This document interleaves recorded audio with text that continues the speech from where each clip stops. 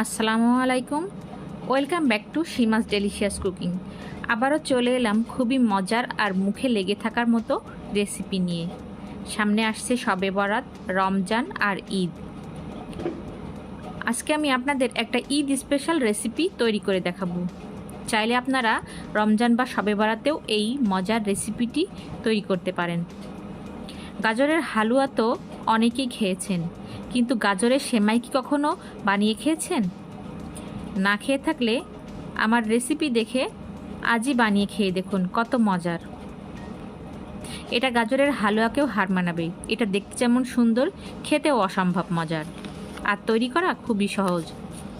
আশা করছি রেসিপিটা সবার খুব ভালো লাগবে, আর ভালো লাগলে লাইক কমেন্ট করতে ভুলবেন না। আর যারা নতুন আমার ভিডিওটি দেখছেন তারা আমার চ্যানেলটা সাবস্ক্রাইব করে আমাকে সাপোর্ট করবেন, আর পাশে থাকা বেল বাটনটি ক্লিক করে রাখবেন, যাতে করে আমি নতুন কোনো রেসিপি ছাড়লে আপনারা দেখতে পারেন।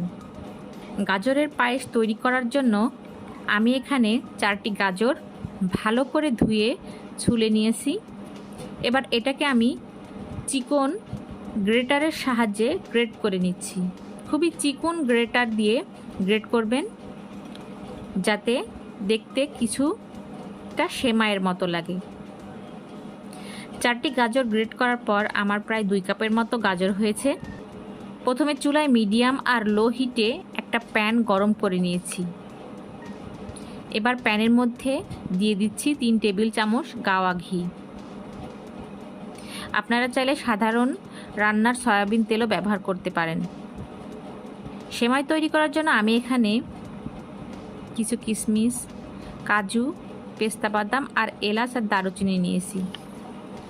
যে কোনো সেমাই রান্না করতে এগুলো ব্যবহার করা হয়, এটা সবাই জানে। আর এটা যেহেতু গাজর, তাই এগুলো অবশ্যই দিতে হবে, তা না হলে গাজরের যে গন্ধ আছে সেটা থেকে যাবে। এবার ঘিয়ের মধ্যে দিয়ে দিচ্ছি কিশমিশ, কাজু বাদাম আর পেস্তা বাদাম কুচি। আপনারা চাইলে সাধারণ কাঠবাদাম দিয়েও এটা তৈরি করে নিতে পারেন, তবে পেস্তা বাদাম, কাজু বাদাম দিলে এটা খেতে অসম্ভব মজার হয়। এগুলো দিয়ে কিছুক্ষণ ঘিতে ভেজে নিব, তারপর এর মধ্যে দিয়ে দিব গ্রেট করা গাজর। গাজরটা দিয়ে একটু ভালোভাবে ঘিয়ের সাথে মিশিয়ে নিয়ে দিয়ে দিচ্ছি এলাচ আর দারুচিনি। তারপর মিশিয়ে এনে দিচ্ছি 1 চামচ লবণ। সব কিছু মিশিয়ে খুব ভালো করে অনবরত নাড়তে থাকব, গাজরের কালারটা একটু পরিবর্তন হবার জন্য। বেশ কিছু সময় এভাবেই আমি গাজরগুলোকে ভেজে নিব, এতে করে গাজরগুলো একটু সিদ্ধ হয়ে যাবে আর ঘিতে ভাজা ভাজা হয়ে এর কালারটা পরিবর্তন হবে। ঠিক 10 মিনিট নাড়াচাড়া করে এর মধ্যে আমি দিয়ে দিব দুধ। দেখুন, আমি 6 কাপের মতো প্যাকেট লিকুইড দুধ নিয়েছি। এই 6 কাপ থেকে প্রায় 1 কাপ দুধ আমি উঠিয়ে রাখছি। এটা কি হবে সেটা আমি একটু পরে বলছি। এখন ওই 5 কাপ দুধকে আমি গাজরের মধ্যে ঢেলে দিচ্ছি, আর দিচ্ছি হাফ কাপের মতো চিনি। আমার যতটুকু গাজর, এতে হাফ কাপ চিনি লাগবে, কারণ গাজরের এও অনেক মিষ্টি থাকে। তবে আপনারা যদি অতিরিক্ত মিষ্টি পছন্দ করেন, সেক্ষেত্রে চিনির পরিমাণটা একটু বাড়িয়ে দিতে পারেন। চিনিটা মিশিয়ে ভালো করে ঢাকনা লাগিয়ে রাখবো প্রায় 5 থেকে 7 মিনিট এর মতো। এতে করে দুধের সাথে গাজরটা ভালো করে মিশে যাবে আর গাজরটা প্রপার সিদ্ধ হয়ে যাবে।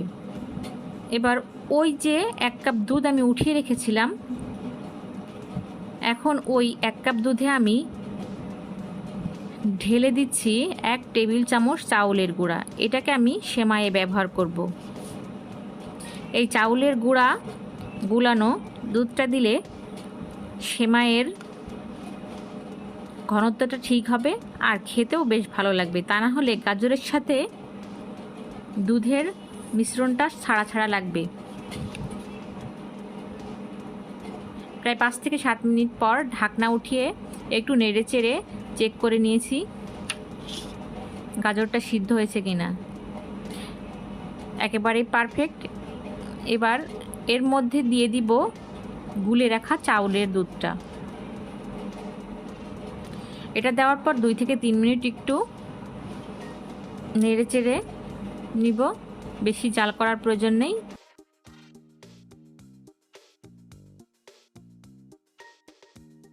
চুলার জালটা এবার বন্ধ করে দিব।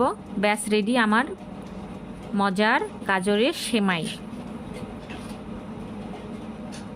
এবার এটাকে আমি পরিবেশন করে দেখাচ্ছি কিছু কাজু বাদাম আর পেস্তা বাদাম কুচি দিয়ে।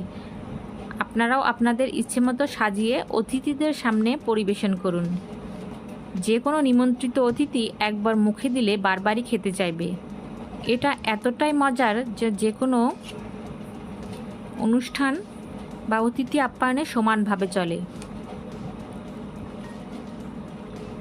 অবশ্যই আপনারা বাসায় ট্রাই করবেন, আর কেমন হলো আমাকে কমেন্টস করে জানাবেন। তো আজকের মতো এ পর্যন্তই।